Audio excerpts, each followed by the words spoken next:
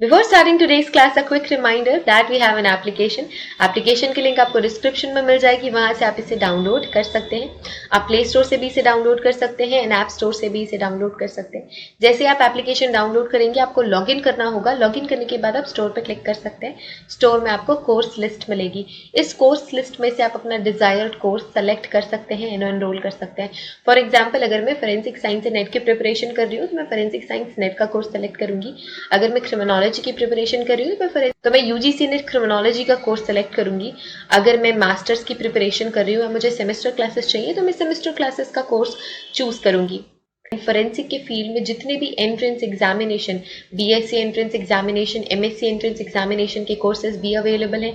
इसके अलावा scientific officer, scientific assistant के कोर्सेज भी अवेलेबल हैं. तो आप अगर किसी भी एंट्रेंस एग्जामिनेशन, किसी भी कॉम्पिटेटिव एग्जामिनेशन की प्रिपरेशन कर रहे हैं फोरेंसिक साइंस या क्रिमिनोलॉजी के फील्ड से, तो वो सारी की सारी क्लासेस आपको सिर्फ और सिर्फ मिलेंगी हमारे एप्लीकेशन पे. तो हमारा एप्लीकेशन डाउनलोड आप कर सकते हैं. Get to download our application and start your preparation with अस.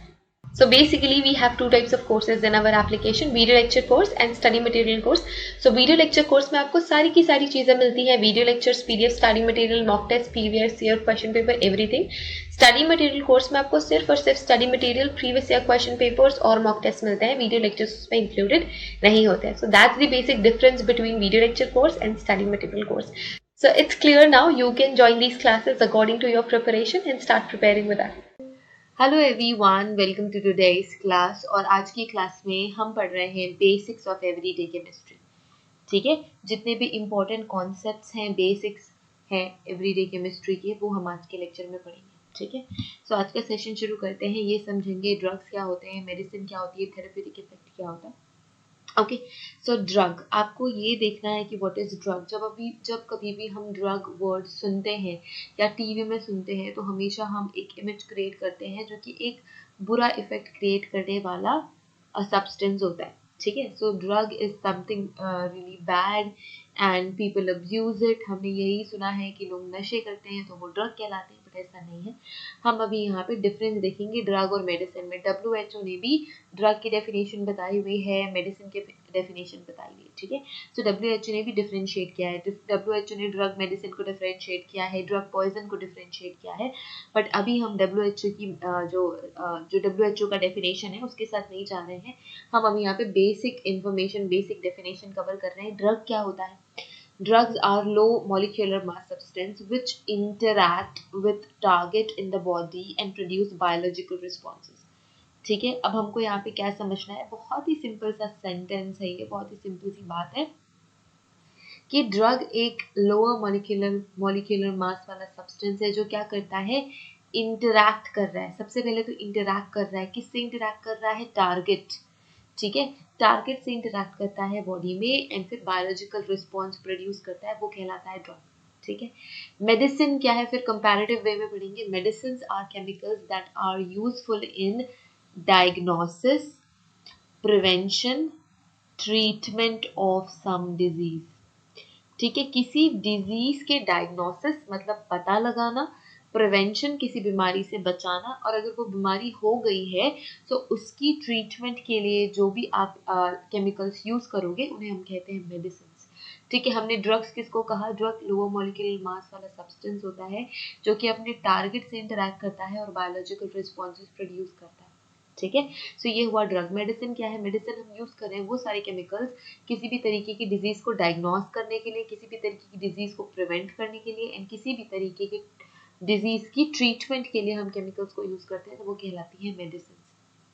ठीक है, बायोलॉजिकल रिस्पॉन्स देखो, फॉर एग्जांपल जैसे आपकी तबीयत भी खराब है, मैं मेडिसिन की बात करूंगी. सो मेडिसिन भी ड्रग के मैकेनिज्म को फॉलो करती है. कैसे? जैसे कि आपको हेडेक हो रहा है. ठीक है, आपको हेडेक हो रहा है, आपने डिस्प्रिन खाई. डिस्प्रिन एक केमिकल है जो कि आपकी बॉडी टारगेट को इंटरैक्ट करेगा. कौन से टारगेट को इंटरैक्ट करेगा? वो सारा इंटरैक्शन पॉइंट होगा जो कि आपका हेडेक कॉज कर रहा है. ठीक है, एंड देन वहां पे जाके वो इंटरैक्ट करेगा, वर्क करेगा. आपकी जो आपकी डिस्प्रिन मेडिसिन आपने या फिर ड्रग आपने ली है वो टारगेट से इंटरैक्ट करेगा. टारगेट से इंटरैक्ट करने के बाद जो हेडेक कॉजिंग फैक्टर्स है उसे क्या करेगा? सप्रेस करेगा या रिमूव करेगा, जिससे कि एक बायोलॉजिकल रिस्पॉन्स क्रिएट होगा. वो बायोलॉजिकल रिस्पॉन्स क्या हो सकता है कि आपका हेडेक ठीक हो गया.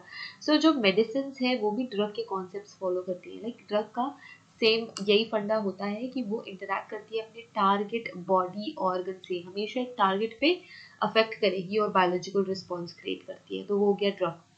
थेरेप्यूटिक इफेक्ट क्या होता है? So therapeutic effect is the desirable, ये बहुत इंपॉर्टेंट वर्ड है, इंपॉर्टेंट वर्ड है, डिजायरेबल एंड बेनिफिशियल। ठीक है, डिजायरेबल और beneficial effect of a drug. So किसी भी ड्रग का डिजायरेबल, जो आप चाहते हो वही असर दिखा रहा है वो ड्रग, कि अगर आपने हेडेक के लिए मेडिसिन खाई है तो आपका हेडेक ठीक हो गया, तो वो उसका थेरेप्यूटिक इफेक्ट है, वो उसका बेनिफिशियल इफेक्ट है, वो डिजायरेबल इफेक्ट है उस मेडिसिन का। सो किसी भी मेडिसिन का, किसी भी ड्रग का डिजायरेबल या बेनिफिशियल जो इफेक्ट है, ठीक है, like the treatment of some symptoms, cure of some disease और living body in on a living body is known as therapeutic effect. So किसी भी लिविंग बॉडी में अगर जो भी प्रॉब्लम के सिम्टम्स है या डिजीज के सिम्टम्स है वो क्योर हो जाते हैं या उनकी ट्रीटमेंट हो जाती है, तो वो उस मेडिसिन का डिजायरेबल या बेनिफिशियल इफेक्ट है, एंड इस इफेक्ट को हम कहते हैं थेरेप्यूटिक इफेक्ट।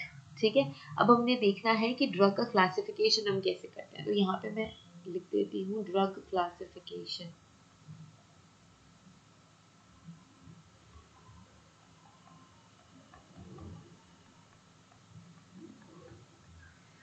ठीक है, ड्रग क्लासिफिकेशन। सो 4 कैटेगरीज हमने बनाई हुई है on the basis of pharmacological effects. Pharmacological effects मतलब क्या? फार्माकोलॉजिकल इफेक्ट के बेसिस पे अब हमने कैटेगराइज किया है ड्रग्स को, तो वो इस कैटेगरी में आएंगे। The classification is based on the pharmacological effect of the drug. It is useful for doctors, ये डॉक्टर्स के लिए इंपॉर्टेंट है because it provides them the whole range of drugs available for the treatment. So उस problem की treatment के लिए जितने भी रेंज ऑफ ड्रग्स होंगे वो सारे के सारे हम देख सकते हैं। ठीक है, एक पर्टिकुलर प्रॉब्लम के लिए, जैसे कि अगर आपका स्टमक पेन है या हेडेक है, तो उस प्रॉब्लम के लिए, हेडेक और स्टमक पेन के लिए जितने भी पॉसिबल केमिकल की रेंज हमारे पास है वो सारी की उसके बेसिस पे कि हाँ ठीक है ये हेडेक ठीक करेगा, हाँ ये स्टमक पेन ठीक करेगा, तो वो उसका फार्माकोलॉजिकल इफेक्ट हो गया एंड उसके बेसिस पे हमने कैटेगराइजेशन किया है। For example analgesics have pain killing effect. So जितने भी एनाल्जेसिक्स होंगे, जितनी भी कैटेगरी के अंदर आएंगे एनाल्जेसिक्स के, वो सारे के सारे पेन किलर्स की तरह ही काम करेगी। Antiseptic kills or arrest the growth of microorganisms. So antiseptic क्या करते हैं? माइक्रो ऑर्गेनिज्म को ग्रोथ को रोकते हैं। तो ये एंटीसेप्टिक या फिर अनाल्जेसिक आपकी एक क्या है? एक रेंज है। It is a range of a drug और a medicine you can say. ठीक है, सो ये हो गया on the basis of pharmacological effect. किस बेसिस पे हमने किया यहाँ पे क्लासिफिकेशन? फार्माकोलॉजिकल बेसिस पे हमने यहाँ पे क्लासिफिकेशन कर लिया। ठीक है, नेक्स्ट बेसिस क्या है? On the basis of drug action. Drug का क्या इफेक्ट हो रहा है, ड्रग का एक्शन क्या हो रहा है। ठीक है, सो ड्रग के एक्शन के बेसिस पे जब हम कैटेगराइजेशन करते हैं, it is based on the action of drug on a particular biochemical process. तो किसी भी बॉडी के बायोकेमिकल प्रोसेस पे किस तरीके से वो मेडिसिन एक्ट करती है, सो ड्रग एक्शन के बेसिस पे हम कैटेगराइजेशन करते हैं। एंड इसके अंदर आप एग्जाम्पल ले सकते हो, all एंटीहिस्टामाइंस and the antihistaminic inhibit the action of the compound histamine which causes inflammation in the body. So histamine body में इन्फ्लेमेशन कॉज करती है एंड एंटीहिस्टामाइन इनहिबिटर्स क्या होते हैं? ये इनहिबिट करते हैं आपके हिस्टामिनिक इफेक्ट को। तो ये आपके ड्रग का एक्शन है कि ये इनहिबिट कर रहे हैं, इनहिबिशन यहाँ पे एक्शन हो गया ड्रग का। So on the basis of their action, on the basis of drug action we are categorizing drugs. ठीक है, there are various ways in which action of histamine can be blocked. So बहुत सारे ऐसे तरीके हैं जिससे हम हिस्टामाइन के एक्शन को क्या कर सकते हैं? ब्लॉक कर सकते हैं एंड हमारा डिजायरेबल इफेक्ट हमें मिल जाएगा। ठीक है, ये दो कैटेगराइजेशन समझ में आ गई, आई होप ये क्लियर होगा। ठीक है, नेक्स्ट मूव करेंगे।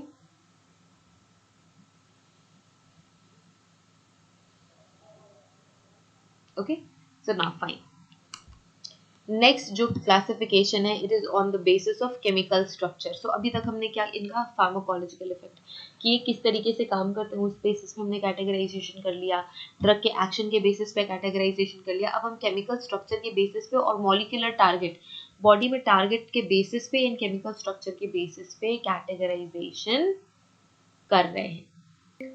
ठीक है। जैसे कि मैंने बोला केमिकल स्ट्रक्चर, सो जैसे सिमिलर केमिकल स्ट्रक्चर वाले ड्रग्स एक कैटेगरी में चले जाएंगे, ठीक है। सो कैटेगराइजेशन हमने ऐसे ही करना है, drug classified in this way share common structural features. मैंने क्या बोला, इनका जो केमिकल स्ट्रक्चर होता है ना वो सिमिलर होता है, थोड़े से डिफरेंसेस बस आपको देखने को मिलेंगे। इसी वजह से हमने बोला कि हम जब एक कैटेगरी बना रहे हैं, फॉर एग्जाम्पल अगर मैं कैटेगरी बनाती हूँ आप बच्चों की, अगर मेरे पास 100 बच्चे हैं, ठीक है, 100 बच्चों में से मुझे कैटेगराइजेशन करना है, तो मैं कई कैटेगरीज के या कई कैरेक्टर्स के बेसिस पे कैटेगराइजेशन करते हैं, ठीक है। जैसे यहाँ पे मैंने ड्रग्स की कौन से कैरेक्टर को पकड़ा, फार्माकोलॉजिकल कैरेक्टर को पकड़ा। मतलब आप अगर फॉर एग्जांपल अगर आप डॉक्टर हैं, उनके बेसिस पे अगर कैटेगराइजेशन कर रहे हो कि वो सारी दवाइयाँ जो आपकी बुखार ठीक करेंगी, बहुत सारी दवाइयाँ, वो सारी दवाइयाँ जो एंटीसेप्टिक है, या वो सारी दवाइयाँ जो हेडेक के लिए आती है, तो ये फार्माकोलॉजिकल बेसिस पे आपने कैटेगराइजेशन कर लिया। तो मैं बच्चों को कैसे कैटेगराइजेशन कर सकती हूँ, मैं हाइट के अकॉर्डिंग, सो जितने भी लंबे बच्चे हैं मैंने एक कैटेगरी बना दी, जितने भी शॉर्ट हाइट बच्चे एक कैटेगरी मैंने बना दी। दूसरा हो गया ड्रग एक्शन के बेसिस पे कि वो ड्रग एक्ट कैसे कर रही है, ठीक है। सो यहाँ पे फार्माकोलॉजिकल इफेक्ट और ड्रग एक्शन में डिफरेंस है। फार्माकोलॉजिकल इफेक्ट में हमने एक क्या कहना चाहिए, एक हमने कैटेगरी बना दी जो कि सारे एक जैसे काम करते हैं। यहाँ पे ये सारे के सारे क्या होते हैं, इनका मैकेनिज्म सेम है बट अलग अलग बीमारियों के लिए यूज होंगे, ठीक है, बट ये काम एक तरीके से करते हैं, ठीक है, बस अलग अलग चीजों पे काम करेंगे। तो ऐसे ही मैंने बोला, मैंने बच्चों को हाइट के बेसिस पे डिफरेंशिएट कैटेगराइज कर दिया। मैं जेंडर के बेसिस पे कैटेगराइज कर सकती हूँ कि गर्ल्स का एक अलग ग्रुप बना दिया, बॉयज का एक अलग ग्रुप बना दिया। मैं सब्जेक्ट चॉइसेस के बेसिस पे कैटेगराइजेशन कर सकती हूँ, जिन्होंने पीसीबी लिया है एक कैटेगरी में आ जाओ, जिन्होंने पीसीएम लिया है एक कैटेगरी में आ जाओ, या फिर जिन्होंने फोरेंसिक साइंस के साथ साथ टॉक्सिकोलॉजी ली है वो एक ग्रुप में आ जाओ, या फिर जिन्होंने फोरेंसिक साइंस के साथ साथ साइबर फोरेंसिक्स ले ली है, या फिर फोरेंसिक बायोलॉजी ली है। सो ये स्पेशलाइजेशन है, सो इसके बेसिस पे कैटेगराइजेशन में बच्चों का कर सकती हूँ। तो यहाँ पे ऐसे ही हमने अलग अलग कैरेक्टरिस्टिक के बेसिस पे ड्रग्स को क्लासिफाई किया है। यहाँ पे हम केमिकल स्ट्रक्चर की बात कर रहे हैं, तो जब हम केमिकल स्ट्रक्चर देखेंगे तो सिमिलर केमिकल स्ट्रक्चर वाले मेडिसिन को हम एक कैटेगरी में डाल देंगे, and sometimes they have similar pharmacological activity, for example sulfonamides। so sulfonamides आपके क्या होते हैं, इनका सारे ये पूरी की पूरी जो फैमिली है sulfonamides की, ये सेम स्ट्रक्चरल फीचर रखती है। और ये sulfonamides आपके क्या होते हैं, जो आप पोछे ओछे लगाते हो ना घर पे लिक्विड डाल के, that are sulfonamides as far as I know। so जितने भी क्लीनिंग प्रोडक्ट्स होते हैं या फिर like mild anti bacterial effect वाले लिक्विड्स आते हैं, वो सारे के सारे आपके सल्फोनामाइड्स होते हैं, ठीक। नेक्स्ट है मॉलिक्यूलर टारगेट के बेसिस पे, मतलब ये कहाँ टारगेट कर रहे हैं। सो कोई ऐसे जितने भी ऐसे ड्रग है जो कोई एक सिमिलर टाइप ऑफ एरिया को टारगेट कर रहे हैं, तो हमने उनको कैटेगराइज कर दिया on the basis of molecular target, ठीक है। It is based on usually interact with the molecules such as carbohydrates, lipids, proteins and nucleic acid। सो अगर आपकी जो मेडिसिन है, आपकी ड्रग्स जो हैं वो कार्बोहाइड्रेट को टारगेट करते हैं, लिपिड्स को टारगेट करते हैं, प्रोटीन्स को टारगेट करते हैं, न्यूक्लिक एसिड को टारगेट कर रहे हैं, तो ये सारे के सारे जो हैं ये एक स्पेसिफिक टारगेट वाले हैं। सो जितनी भी ड्रग्स हैं वो जो कार्बोहाइड्रेट को टारगेट करेगी, एक ग्रुप बना दिया हमने। प्रोटीन्स को टारगेट करने वाली, न्यूक्लिक एसिड्स को टारगेट करने वाली जो मेडिसिन है उसकी भी हमने एक ग्रुपिंग कर दी। so these are called as the target molecule, drug target। so ये drug target हो गई, ये सब target है, carbohydrate, lipid, protein, nucleic acids and all, ठीक है। drug processing some common structural processing कह रही हूँ मैं बार बार। so जो drug ऐसे common structural feature possess करते हैं, they may have same mechanism of action on the targets। so अगर इनकी structure same है, if they possess same structure, they might work on same target, ठीक है, सेम मैकेनिज्म से same target को capture करते हैं। The classification is based on the molecular target in the most useful classification of medicinal chemist. देखो तो जितने भी मेडिसिन होती है ना वो सबसे ज़्यादा इंपॉर्टेंट उनके टारगेट ही होते हैं, ठीक है। सो हम मेजरली अगर आप मेडिसिन पढ़ते हो या फिर अगर आप लाइक फार्मेसी के सेक्शन में जाते हो, तो आपको ये समझ में आता है कि जो क्लासिफिकेशन है on the basis of molecular target वो सबसे ज़्यादा यूजफुल और बढ़िया क्लासिफिकेशन ऑफ ड्रग है, ठीक है।